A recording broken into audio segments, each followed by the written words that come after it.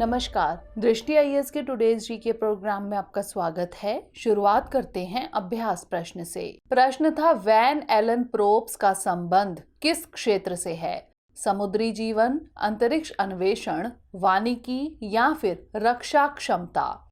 इसका सही जवाब है ऑप्शन बी, अंतरिक्ष अन्वेषण। वैन एलन प्रोब नासा के living with a star geospace program का हिस्सा है। इसे पहले रेडिएशन बेल्ट स्टॉर्म प्रोब के रूप में जाना जाता था। यह अंतरिक्ष के दो चरम और गतिशील क्षेत्रों का अध्ययन करता है, जिन्हें वैन एलन रेडिएशन बेल्ट के रूप में जाना जाता है। इसलिए विकल्प बी सही है। यह पूरे सौर मंडल में संचालित होने वाली मूलभूत प्रक्रियाओं का पता लगाता है। यह अंतरिक्ष में विकिरण बेल्ट का अध्ययन करके पृथ्वी और निकट पृथ्वी अंतरिक्ष पर सूर्य के प्रभाव को समझने में भी मदद करता है। तो इस तरह इस प्रश्न का सही जवाब है ऑप्शन बी, अंतरिक्ष अन्वेषण। आज के सेशन का पहला प्रश्न है, प्रोजेक्ट मौसम के संबंध में निम्नलिखित कथनों पर विचार कीजिए। 1. इसे विदेश मंत्रालय द्वारा लॉन्च किया गया है। 2. यह मॉनसूनी हवाओं और अन्य जलवायु कारकों को समझने का एक प्रयास है। उपर्युक्त में से कौन सा यहाँ से कथन सही है या फिर है? केवल एक, केवल दो, दोनों एक और दो, या फिर ना तो एक और ना ही दो? इसका सही जवाब है ऑप्शन बी, केवल दो। प्रोजेक्ट मौसम वर्ष 2014 में दोहा कतर में आयोजित यूनेस्को की 38वीं विश्व धरोहर समिति की बैठक में संस्कृति मंत्रालय द्वारा लॉन्च किया गया था। इसलिए कथन एक सही नहीं है। इसका उद्देश्य हिंद महासागर क्षेत्र में मॉनसूनी हवाओं और अन्य जलवायु कारकों को समझना है। इसलिए कथन 2 सही है। वर्तमान में इस परियोजना का संचालन भारतीय पुरातत्व सर्वेक्षण यानी ASI द्वारा किया जा रहा है। इस विषय पर और अधिक शोध को बढ़ावा देने के उद्देश्य से ASI ने हाल ही में नई दिल्ली में 2 दिवसीय राष्ट्रीय सम्मेलन का आयोजन किया था। तो इस तरह इस प्रश्न का सही जवाब है ऑप्शन बी, केवल 2। अगला प्रश्न है, हाल ही में रोजेटा शब्द चर्चा में था। यह किससे संबंधित है? प्राचीन मिस्र से संबंधित एक पत्थर, quantum computer, genome editing tool, या फिर गोल्डीलॉक्स जोन में एक एक्सोप्लैनेट? इसका सही जवाब है ऑप्शन ए, प्राचीन मिस्र से संबंधित एक पत्थर। मिस्र के इतिहासकार चाहते हैं कि ब्रिटेन 2000 साल पुराना रोजेटा स्टोन यानी पत्थर उन्हें वापस लौटा दें। रोजेटा स्टोन ब्रिटिश संग्रहालय में सबसे अधिक देखी जाने वाली वस्तु है, जो प्राचीन मिस्र के अध्ययन के लिए महत्वपूर्ण स्रोत है। इसलिए विकल्प ए सही है।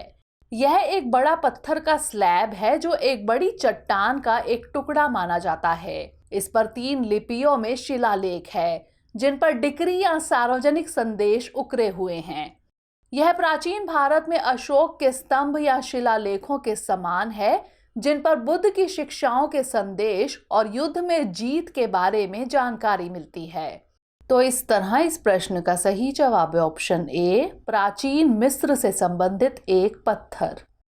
अगला प्रश्न है, प्रत्यक्ष विदेशी उत्पाद नियम यानी FDPR की उत्पत्ति किस देश में हुई? चीन, रूस, USA या फिर भारत?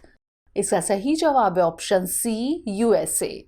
हाल ही में अमेरिकी अधिकारियों ने चीन के सुपर कंप्यूटर उद्योग को उन्नत कंप्यूटिंग चिप्स प्राप्त करने से रोकने के लिए प्रत्यक्ष विदेशी उत्पाद नियम यानी FDPR लागू किया है। FDPR को पहली बार 1959 में अमेरिकी प्रौद्योगिकियों के व्यापार को नियंत्रित करने के लिए पेश किया गया था। इसलिए विकल्प सी सही है। यह अनिवार्य रूप से कहता है कि यदि कोई उत्पाद अमेरिकी तकनीक का उपयोग करके बनाया गया था, तो अमेरिकी सरकार के पास उसे बेचने से रोकने की शक्ति है, जिसमें विदेशी देश में बने उत्पाद भी शामिल हैं। तो इस तरह इस प्रश्न का सही जवाब है ऑप्शन सी, USA। अगला प्रश्न है, विश्व भूगोल के संदर्भ में चिहुआहुआन शब्द का उल्लेख किसके लिए किया गया है? पर्वत श्रृंखला, घास का मैदान, उष्णकटिबंधीय वन या फिर रेगिस्तान? इसका सही जवाब है ऑप्शन डी, रेगिस्तान। चिहुआहुआन रेगिस्तान इको रीजन लगभग 647,500 वर्ग किलोमीटर में फैला है, इसलिए विकल्प डी सही है। इसका 90% से अधिक क्षेत्र मैक्सिको में और शेष संयुक्त राज्य अमेरिका में स्थित है। यह उत्तरी अमेरिका का सबसे बड़ा मरुस्थल है। इसकी पूर्वी सीमा उत्तरी अमेरिकी महाद्वीप पर पौधों के विकास के सबसे पुराने और समृद्ध केंद्रों में से एक है। यह 3,500 पौधों की प्रजातियों को समेटे हुए हैं, जिसमें दुनिया की लगभग 1/4 कैक्टस प्रजातियां शामिल हैं। तो इस तरह इस प्रश्न का सही जवाब है ऑप्शन डी, रेगिस्तान।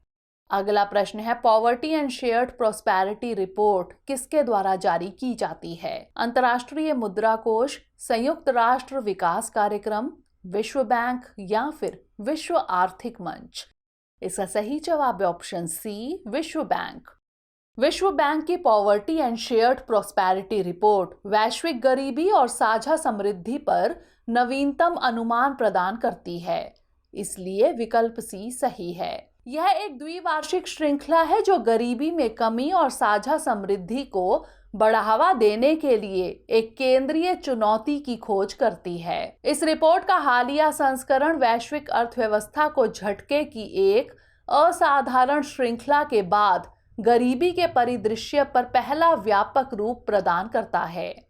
कोविड-19, बढ़ती खाद्य एवं ऊर्जा कीमत, जलवायु परिवर्तन और दुनिया के सबसे बड़े खाद्य उत्पादकों के बीच संघर्ष ने वैश्विक गरीबी को बड़ा झटका दिया है।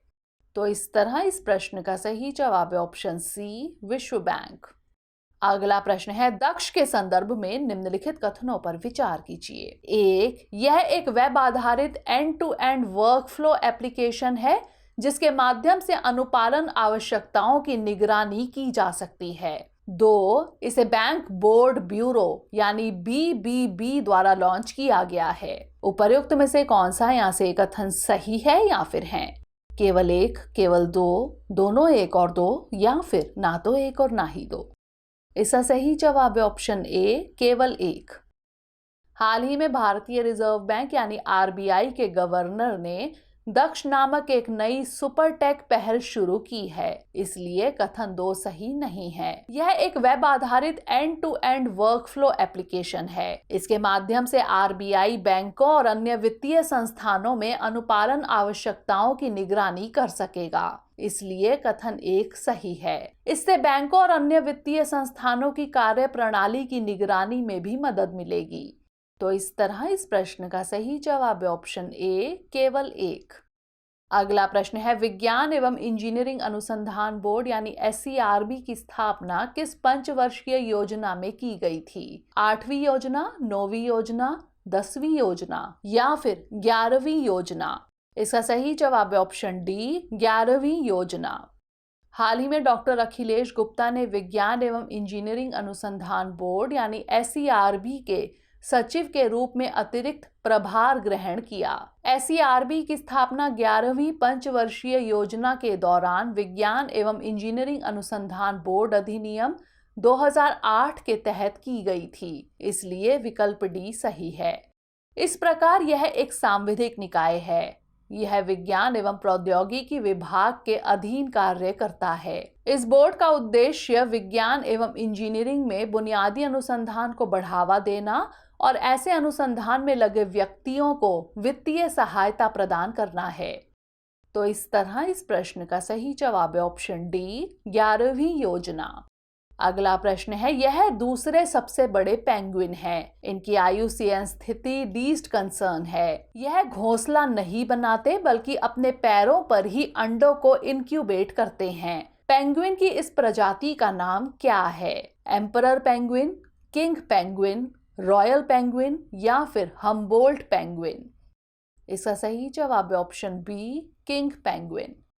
किंग पेंगुइन दूसरे सबसे बड़े पेंगुइन हैं, जिनमें नर पेंगुइन मादा से थोड़े बड़े होते हैं। पूरे प्रजनन काल में मादा पेंगुइन के शरीर का द्रव्यमान बदलता रहता है। यह पेंगुइन घोंसला नहीं बनाते बल्कि अपने पैरों पर ही अंडों को इनक्यूबेट करते हैं। इनकी IUCN स्थिति लीस्ट कंसर्न है। किंग और एम्परर पेंगुइन करीबी रिश्तेदार हैं। इन्हें पहली बार 18वीं शताब्दी की शुरुआत में यूरोपीय खोजकर्ताओं द्वारा खोजा गया था? तो इस तरह इस प्रश्न का सही जवाब है ऑप्शन बी, किंग पेंगुइन। अगला प्रश्न है, भारतीय त्योहारों और मेलों के संदर्भ में अइलम महोत्सव भारत के किस राज्य से संबंधित है? केरल, तमिलनाडु, कर्नाटक या फिर तेलंगाना? इसका सही जवाब है ऑप्शन ए, केरल। अइलम महोत्सव केरल के अलापुझा में मन्नार साला श्री नागराज मंदिर में मनाया जाता है, इसलिए विकल्प ए सही है। नाग देवताओं को समर्पित यह मंदिर इस मायने में भी अनूठा है कि एक ब्राह्मण महिला इस मंदिर की पुजारन होती है। यह महोत्सव मलयालम महीने थुलम में अलियम नक्षत्र में पड़ता है, जो मोटे तौर पर अक्टूबर या नवंबर में आता है। इसके प्रमुख आकर्षण में से एक जुलूस है, जिसमें मंदिर की सभी नाग मूर्तियों और पवित्र उपवन को उस इल्लम यानी ब्राह्मण पैतृक घर में ले जाया जाता है, जो मंदिर का प्रबंधन करता है। तो इस तरह इस प्रश्न का सही जवाब है ऑप्शन ए, केरल। अंतिम प्रश्न है, यह नाट्य कला रूप आमतौर पर केवल मंदिर के थिएटरों में ही प्रदर्शित किया जाता है। इसमें हाथ के इशारों का उपयोग करते हुए अभिनय के विशिष्ट तरीके जैसे इल्कियाट्टम, पकारनाट्टम और इरनाट्टम शामिल है। मिझावु इसमें इस्तेमाल किया जाने वाला एक प्रमुख वाद्य यंत्र है। इस नाट्य कला का नाम क्या है?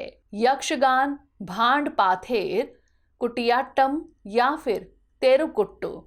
इसका सही जवाब है ऑप्शन सी, कुटियाट्टम। कुटियाट्टम केरल राज्य में प्रदर्शित की जाने वाली भारत की सबसे प्राचीन जीवंत नाट्य परंपरा है। इसे यूनेस्को द्वारा मानवता की मौखिक और अमूर्त विरासत की उत्कृष्ट कृतियों में से एक के रूप में स्वीकार किया गया है। यह आमतौर पर केवल मंदिर थिएटरों में किया जाता है, जिन्हें कुथम्बलम के नाम से जाना जाता है। कुटियाट्टम शब्द का शाब्दिक अर्थ है एक साथ अभिनय करना। इसमें हाथ के इशारों का उपयोग करते हुए अभिनय के विशिष्ट तरीके जैसे इल्कियाट्टम, पकारनाट्टम और इरनाट्टम शामिल है। मिझावु इसमें इस्तेमाल किया जाने वाला मुख्य वाद्य यंत्र है, जबकि अन्य में इदक्का, शंखु, कुरुमकुझल और कुजी थालम शामिल है। तो इस तरह इस प्रश्न का सही जवाब है ऑप्शन सी, कुटियाट्टम। आइए अब नोट कर लेते हैं आज का अभ्यास प्रश्न। Beijing declaration and platform for action किससे संबंधित है? अंतरिक्ष के लिए शांति संधि, मानवीय सहायता और आपदा राहत, महिला अधिकार या फिर ग्रीन हाउस गैस उत्सर्जन?